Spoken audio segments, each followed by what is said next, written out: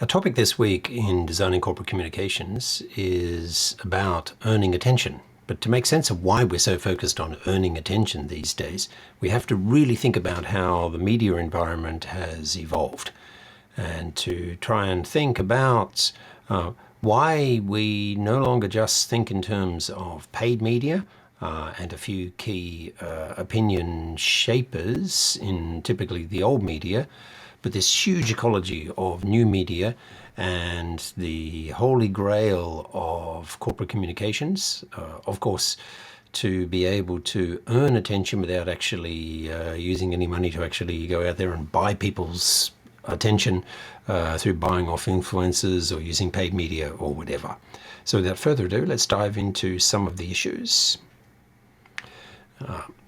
So, of course, we're all really familiar with the significant evolution in the media. We see it all the time. We're part and parcel of it ourselves. Every time we're actually making content, as I am in a way now, so I'm involved in doing this. But they're interesting and quite cynical questions. Perhaps are we all creators now? Well, to some degree we are. If we actually look at the phenomenon of TikTok, for example, of YouTubers and whatnot, that people can come from anywhere. Hajime Shacho, one of the most influential YouTubers and one of the most well-paid content creators here in Japan now, kicked off doing so as a high schooler, for example, and really came to fame later on as a student. What we can say clearly is that there's still significant evolution, both old and new media. We've been predicting that the old media would die. Certainly the value of old media assets in terms of the share price of old media companies have fallen dramatically. I've had some shares in media companies which pretty much went to zero, unfortunately, because they didn't make the shift effectively enough to be content providers, content aggregators to the kind of new media outlets where so much of the advertising revenues were moving to. But the broader context, we know this, we're all living this. It's a story of ubiquitous connectivity, social media platforms, digitization of media content, user-made content, and of course significantly lowered barriers to market entry for the content industries. They completely transformed our media landscape over the last decade or so, with profound implications, of course, too, for the practice of corporate communications in general.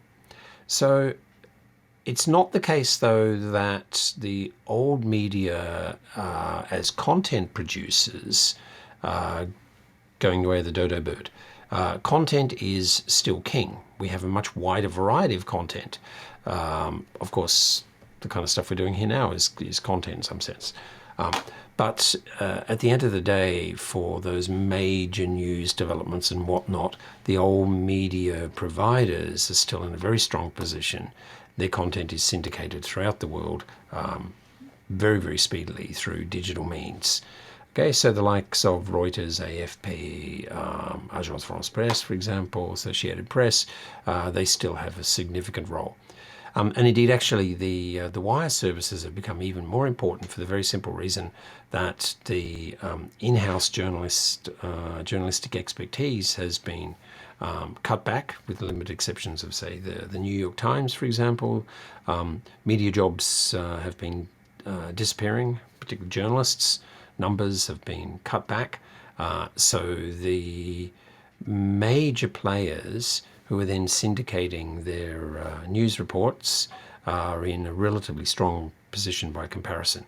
And we've seen the rise of more specialist media services, particularly the finance industry places an enormous premium, of course, on very timely information. It has a huge impact on financial trading, and as a consequence, services such as Bloomberg have become ever more influential.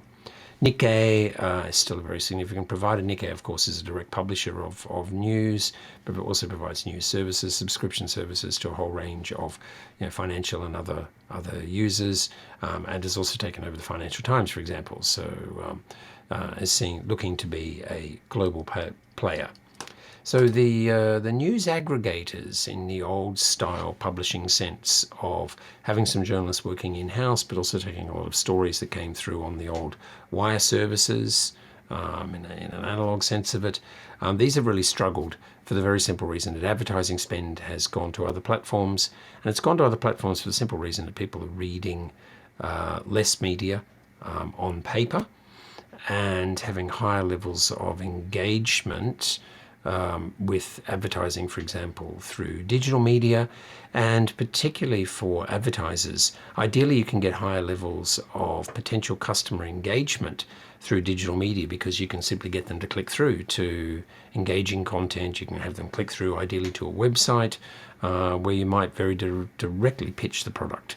They might, straight through to the to put the product into the cart and to check through and actually buy it for you, which of course is not something that's going to happen through a newspaper, for example. So it's not merely that the eyeballs are no longer going to the old media and its old forms of paper, for example, but that the digital engagement becomes really critical because it is quite possible to refer or redirect, channel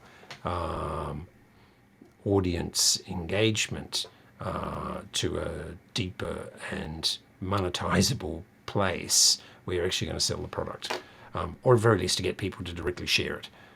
That's not going to be That's not going to be the case with the print media, obviously. You can hand someone in the newspaper, but of course, to instantly do a share through social media is much more significant in terms of something going viral. Okay, so the sharing is now part of the media consumption experience. But this immediately clashes actually with the emergent view to pay business models of the old media. Historically, old media typically was paid very much by advertising. The large, thick Sunday newspapers that would be delivered in English-speaking countries, for example, whether it's New York, London, Sydney, whatever. Typically, the cover price of the newspaper only really amounted to the cost of the paper, arguably not even the cost of the printing. Let alone all the costs of the journalism and all the production and the distribution and everything. All of that was really paid for by the advertising, and then the profits, of course, came from the advertising. So, from the point of view of firms in general, corporations dealing with the media, and particularly in a digital era, clearly it's always been the case that companies have had to engage in public relations. They've been very focused on how they're represented in the media. At the same time, particularly publicly listed companies have a whole range of compliance issues. They've got a lot of reporting issues, real-time updates, for example, of markets, price, market-sensitive developments with the company. You might, be required, for example, to actually request that the stock exchange suspends the trading of your shares, to give you time to actually update the market, and of course people at large through. So if there's been some very significant development with your company, for example, whether you're making a major acquisition or you've lost a major client, or all those kind of things. Okay, so news services obviously prioritize timeliness. Those in financial markets want to know everything that's developing with the company, negative or positively, as soon as possible. Firms have to pay constant attention to this really shortened news cycle. At the same time, and I've touched on this in terms of discussion of the regulation of corporate communications in relation to finance in another place, they have to be very, very cautious about any kind of hasty public comments, precisely because the rules to guarantee fairness in financial markets are so strict. So you can't just run social media from your Twitter account. Elon Musk, of course, is constantly being criticized for this. It is the very nature of his persona, and a number of times there have been serious conversations about whether he actually could be getting himself legally in an awkward position through his particular practice of sometimes putting very market-sensitive information out there through a tweet, rather than the usual reporting channels that are required for a publicly listed company. Okay. Of course, the other angle too is it's not just the old media and the boutique financial media that's monitoring companies, customers themselves, if they're disgruntled, can go onto social media, for example, and if they have particularly bad service experiences, that then goes viral, that actually can even become a story in old media as well. I remember that the media picked up, for example, on McDonald's here in Japan when they had a rather rash campaign guaranteeing that hamburgers would be free unless they were made in some ridiculously short period of time, and the poor staff couldn't keep up. The poor franchisees running McDonald's were in a terrible place. Lots of people started sharing pictures of just like horribly thrown together McDonald's hamburgers, and then that became such a social media phenomena that the mainstream media picked up on it, and it was an absolute public relations disaster for McDonald's. Okay, more and more, by the way, old media is kind of getting lazy and using developments in new media as the source of news for reporting in old media. In a nutshell, and there's a 6-page document quite separately, which you can access, which summarizes critical developments in corporate promotions practice in response to the emergence of digital media, digital publishing, and the ecology of selling advertising, for example, and how it's evolved over time, with placed ads in myriad websites, ad networks, aggregators, and whatnot. All of those have been all of those key developments, real-time buying of media space and whatnot, and the implications for the ad agencies too. All of that's discussed in a separate document. But just in a very short summary, you can say that we've seen effectively over time a not complete, far from complete, but as a stylized observation, the goal of shifting from bought to earned media. Now, bought media, obviously the shift from old analog style bought media and broadcast media through television and whatnot, that decline has been quite precipitous, and a lot of people have seen that. A lot of it has switched online to digital media, so it's actually paid media, but through social media channels, for example. So that's still paid media nonetheless. But the holy grail for corporate communications, ideally, is to create so much positive vibe around your brand, so much buzz, and to have such very good relationships with happy customers that they will engage with your communications, and you don't actually have to be paying to get your message out there to be getting attention. Okay, that you will be earning attention, as is the headline title for this week, rather than just simply buying attention is the critical thing. Now, of course, with online advertising, the great promise of digitization is that it allows us to better target messages to audiences, the particular audience we want. Okay, and one of the goals, of course, is if you are trying to earn people's attention and to retain your attention, hopefully at relatively low cost, is through things like the creation of content and various other activities that earn the attention of the mainstream as well, but also of social media. And so it's always a trade-off in terms of where do you spend the money. It's not that earned media is free, and I discuss that separately in this document, even whether it's corporate events, whether it's commissioning good content creators or doing in-house content creation. You're going to have a team of good, talented people to be able to do that, to try and get customer engagement with your brand. So either way, there are going to be resources involved. Okay.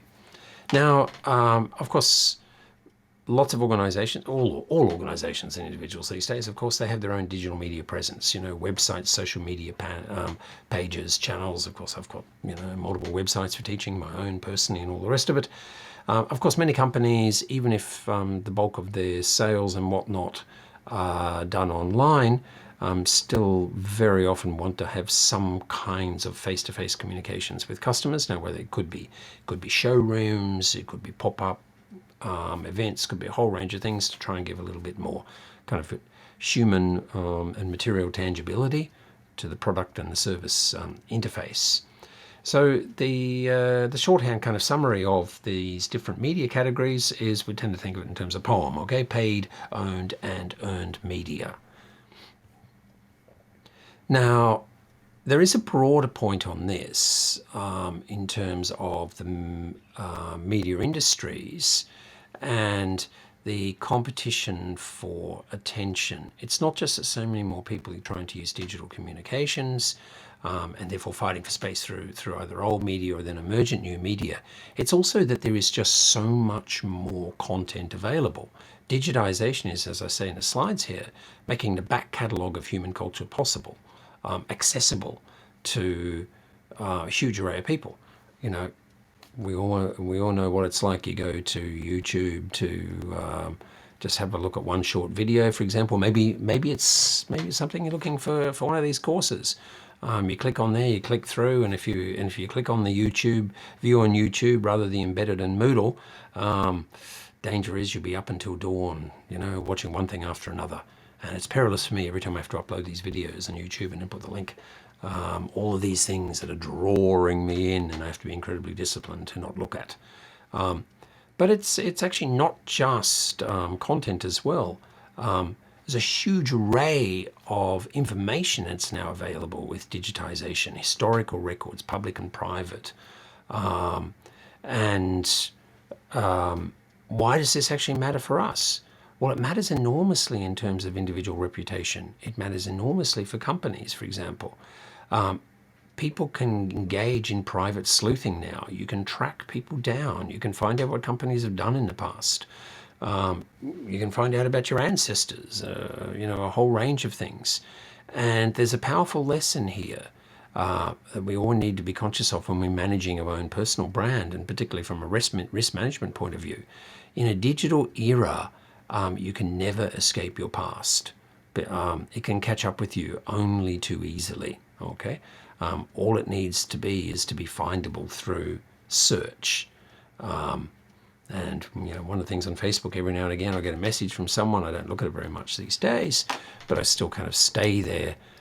Still got a bit of a presence just simply because I do connect with people from time to time that I haven't seen. And you will get a message saying, goodness me, did you see this? You know, someone's put these photos, they found these photos. They're tidying up their house when they moved and they scanned them. And here we are on our year 12, you know, Capalaba State High School skill camp, you know. Hey, check out that shirt you're wearing. It's like, oh, blimey. Yeah, as if you want to issue a takedown notice. It's like, the pink mesh shirt with the roll-up sleeves.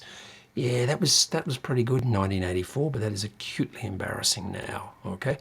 So it's not just our fashion fails from our youth, but so many other things can catch up with us. We have to be very careful about all the claims we make, okay?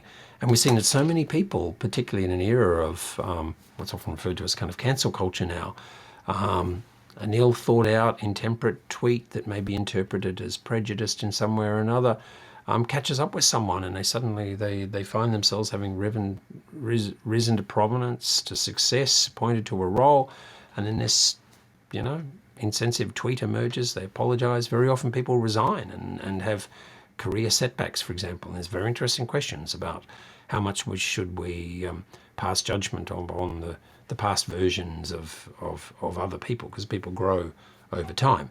And there's now lots of ritualistic apologizing and people explaining how much they have grown, okay?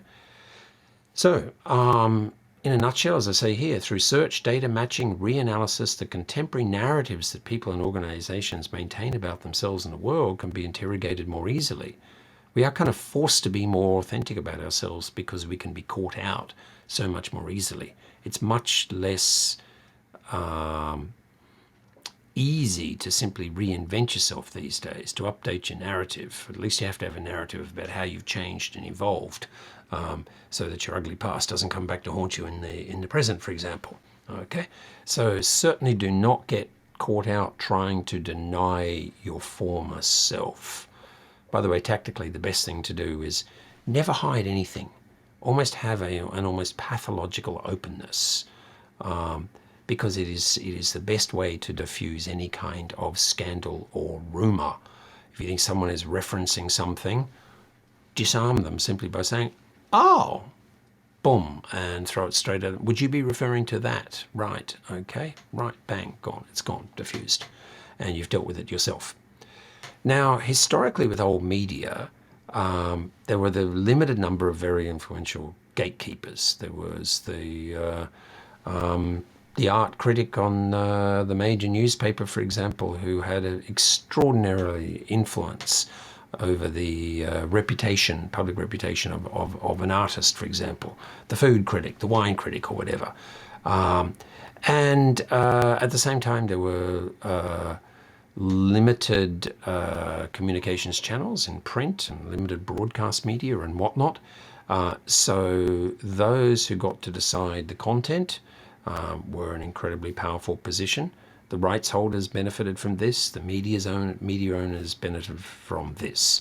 Now, of course, digitisation has completely disrupted all of this, I think, as we will understand.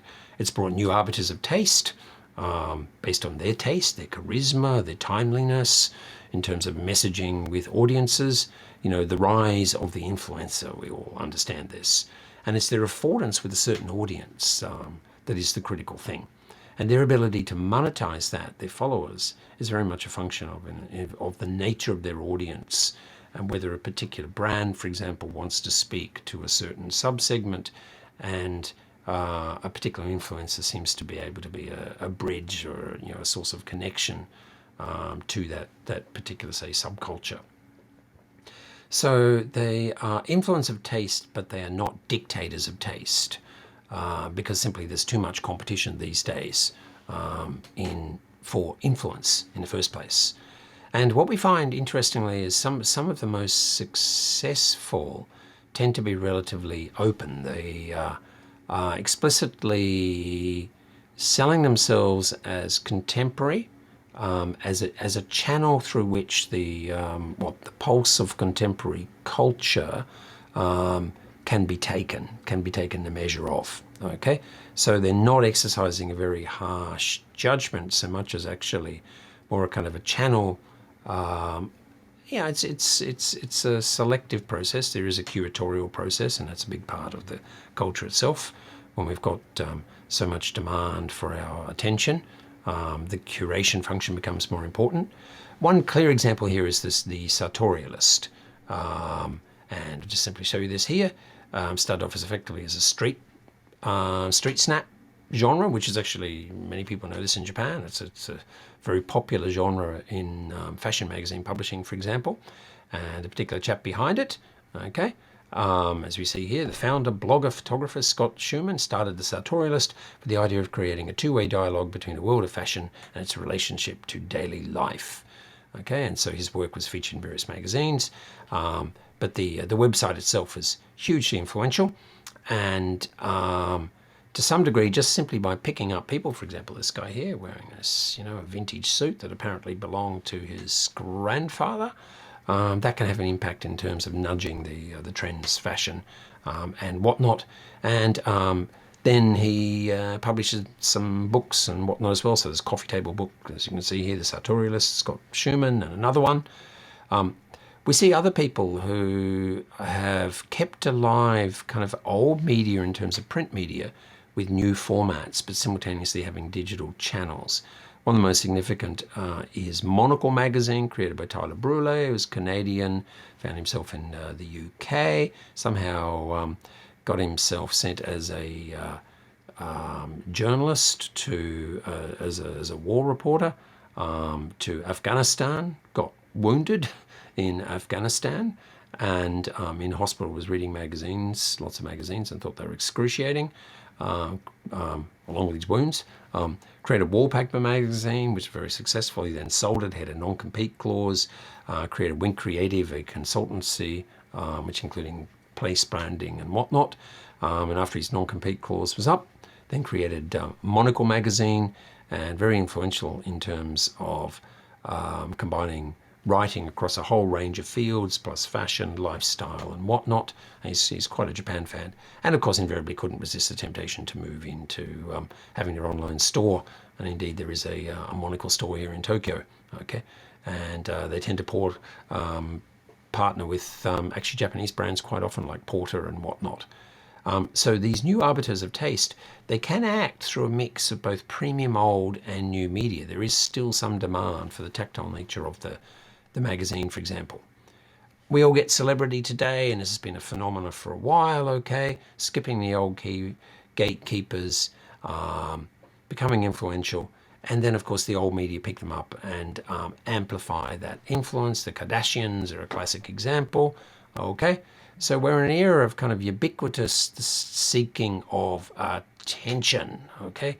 Andy Warhol very famously said that everybody wanted their 15 minutes of fame. I snapped this picture, by the way, in Madame Tussauds in London, and hadn't looked at it for a few years. And when I did, to put this slide set together, realized that Andy Warhol was wearing my glasses. Actually, he has Moscott Milton glasses. I think his was slightly too big. I think mine are a bit more optimized. I think I got very good advice when I got these from the Aoyama store, actually. But also the subtle influence they have upon you. I saw these, I really liked them, but it never occurred to me that maybe many, many years ago, I'd actually very subtly fallen in love with straw-colored, translucent glasses of this particular shape because I had an interest in Andy Warhol when I was an undergraduate. So the influences can be very indirect, very diffuse, but nonetheless kind of meaningful. Well, old media is constantly seeking audience as well as new media. Time magazine, of course, a whole debate about kind of breastfeeding and a very interesting kind of development that lots of people breastfeeding until children are actually quite old these days for bonding reasons and health reasons and whatnot. And there's a debate about it. And of course, as you know, you have a cover like this and there's a big debate about it, and it becomes then a discussion in both new media and old media, and it sells far more copies than any other magazine does in a year. So the power of one image to create buzz, which I'll talk about in another short presentation, is critical. And so we end up with some interesting questions then about whether there is a systematic bias towards actually the shocking, to the scandalous, precisely to actually generate attention.